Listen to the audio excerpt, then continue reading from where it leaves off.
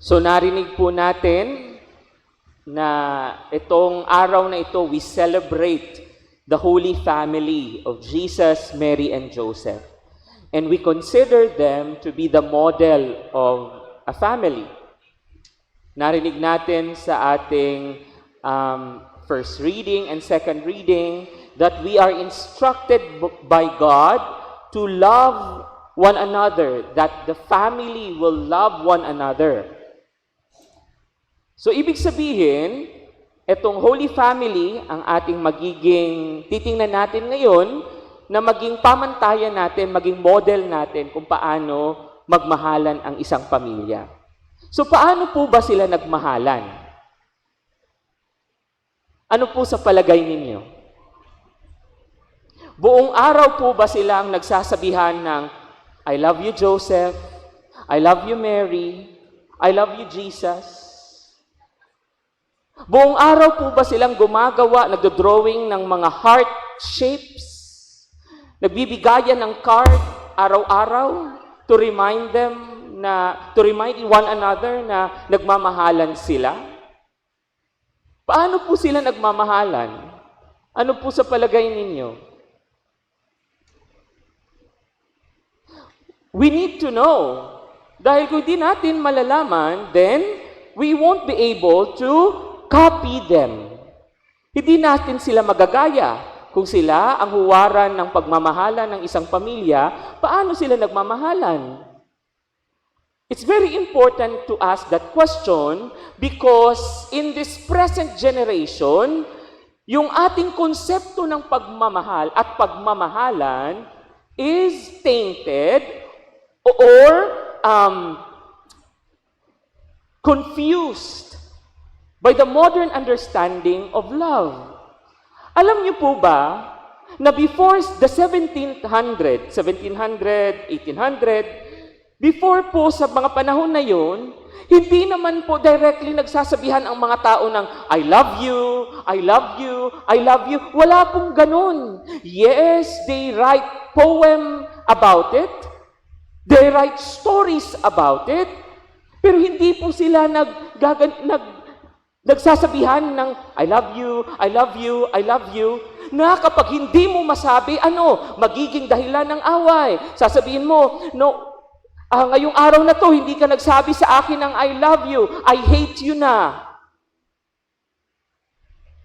Hindi po ganun ang konsepto ng pagmamahalan noon.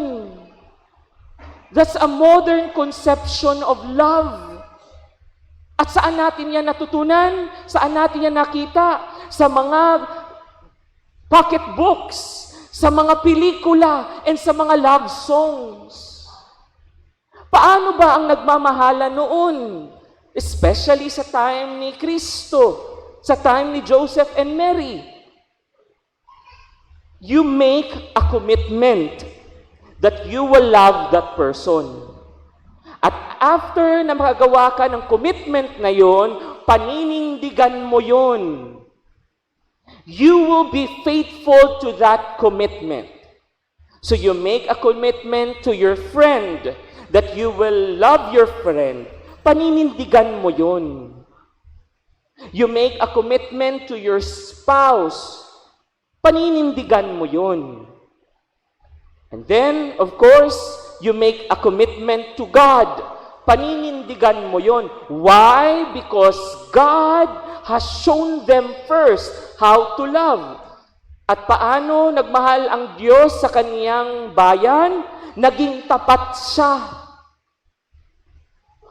Hindi niya iniwanan ang kaniyang bayan. Baliktad nga ang nangyari. Ang bayan niya nga ang nag-iwan sa kanya.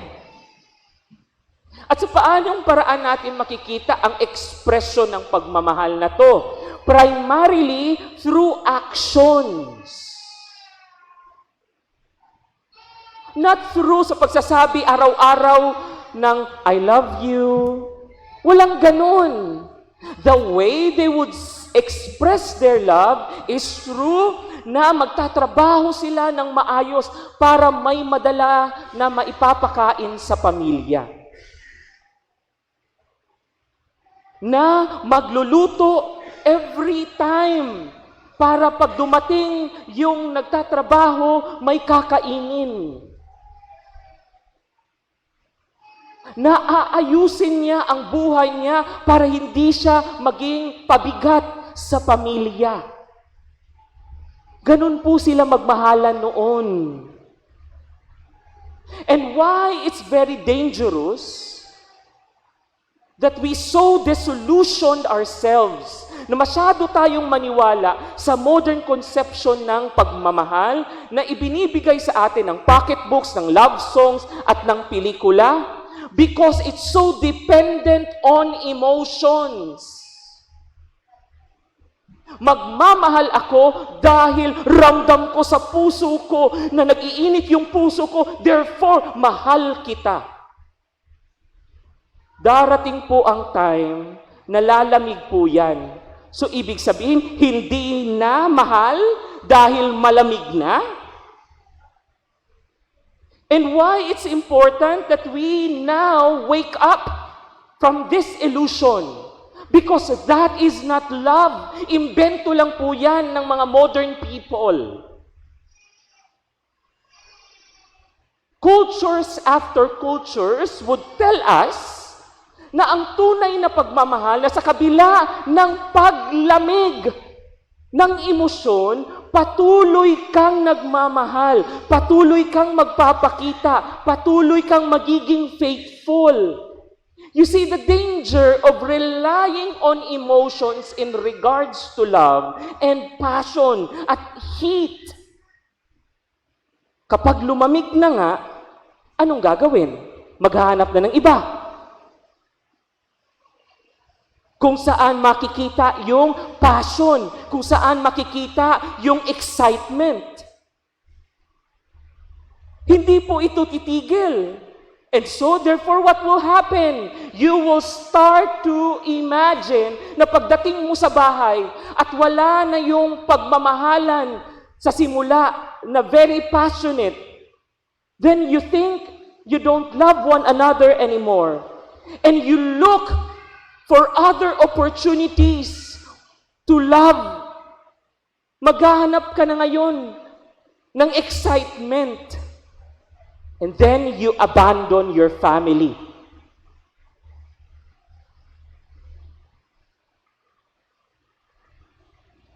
You see, even for priests, this is very dangerous.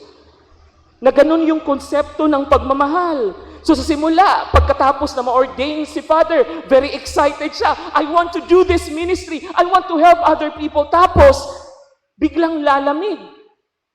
Biglang all of a sudden, nasanay ang mga tao sa homily niya, paulit-ulit na lang. So no one will appreciate his homily anymore. And so what will happen? He would be thinking na, baka hindi na ako nagiging effective na pare. Kahit na araw-araw naman siyang nagpapakita. Araw-araw naman niyang ibinibigay ang kanyang sarili. And then, what will happen after? He would look for other opportunities to find this exciting love at iiwanan ang pagpapari. Ang daming mga relasyon na nasisira because it's so founded, masyado siyang nakatayo sa emosyon, hindi sa totoong pagmamahal. That is not the kind of love na itinuturo sa atin, na ipinapakita sa atin ni Jose, Maria, at Jesus. Sa mga hindi lang po naka-notice, may I remind you, we know na si Maria kinunceive ni Anne at Joachim na walang kasalanan. So, ipinagbuntis siya ni Anne na si Mary walang kasalanan. So, ipinanganak siyang walang kasalanan. Ganon din po ba kay Joseph? Wala pong ganyang itinuro ang simbahan. So anong ibig sabihin? Na si Joseph ay makasalanan din. Hindi po siya katulad ni Mary, conceived without sin. Kaya na-curious tuloy ako nung napaisip ako. So anong pwedeng magawa ni Joseph? Maiinis din kaya siya? Mamamalo din kaya siya kay Jesus? Tataas din kaya boses niya? Malamang. Who knows? Dahil hindi naman siya conceived without sin. And you have to take note. Si Kristo, yung buong panahon na lumalaki si Kristo, from 0 to 30 years old, mukhang andun si Joseph. Hindi natin alam kung kailan siya namatay. Pero wala na siya nung nagsimula na si Kristo na gumawa ng mga milagro. So all throughout the time with Jesus, very ordinary ang nakita ni Joseph. Perhaps matalino si Kristo, yes. But he has not seen miracles. Unlike Mary, na nakita niya ang mga milagro ni Kristo nung nagsimula na siyang magministry. So all throughout the life of Jesus, na lumalaki siya, it was an ordinary life. At ang nakita lang ni Jose na extraordinary is the idea na itong pinapalaki niya, itong tinutulungan niyang maging mabuting tao, ay anak ng Diyos. That's it. Nakakita ba siya ng mga milagro? Most likely not. And yet, anong ipinakita ni Jose? He was there. He showed up. He was faithful. Regardless kung makaramdam man ng mga emotional excitement, it doesn't matter. Nagpakita siya ng tunay na pagmamahal dahil prinotektahan niya ang mag-anak. Dahil nagtrabaho siya bilang karpintero. We have not heard anything extraordinary about Joseph. And yet, he was the father of the model family. Bakit? Dahil tunay siyang nagmahal. Ganun po ang tunay na pagmamahal. Hindi po nakabase sa emosyon. Imbento po yan ng makabagong tao. Na dapat kapag tunay na nagmamahal, ramdam mo sa puso mo yung nagbabaga, nag-iinit na pagmamahal, and it becomes so exciting. That's not true love. True love is when you show up. True love is when you commit. True love is when you become faithful. True love is fidelity. Ang tunay na pag-ibig ay yung patuloy na nagpapatuloy. Kahit na minsan may mga araw na very ordinary yung buhay. That's the kind of love na ipinakita sa atin ni Jose, Maria, at Jesus. Itong mag-anak na ito. It's very important that we realize that, particularly parents here. Dahil may mga araw po talagang very ordinary. How are we going to teach our children na may mga panahon na ordinaryo ang pangyayari? So ibig sabihin, wala na. Hindi na maganda yung buhay. And we need to be very careful with this generation of Instagram, Facebook, and vlogs na dapat always exciting ang buhay. That's not the kind of life na gustong ibigay sa atin ng Diyos. Ang gustong ibigay sa atin ng Diyos ay isang buhay, yes, maybe ordinary, and yet because we persevered, we find the extraordinary in the ordinary. Tingnan po natin si Jesus, ipinanganak bilang sanggol. Napaka-ordinaryong sanggol. And yet, alam natin, eventually, dahil lalaki si Jesus, He would be faithful. He would eventually make something extraordinary.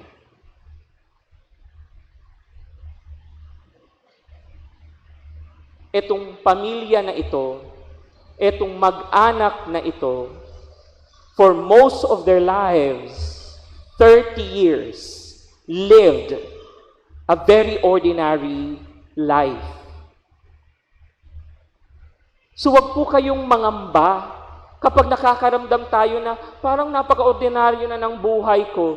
Bakit ba? Sino ba ang nagsabi na dapat extraordinaryo? Di ba yung mga nasa TikTok, mga nasa vlogs, mga nasa Instagram, sila naman yung nagsasabi nun. And that's a modern conception of love. True love means, even in the ordinary, you persevere, you continue, you show up, you become faithful. Amen. Please all stand to profess our faith.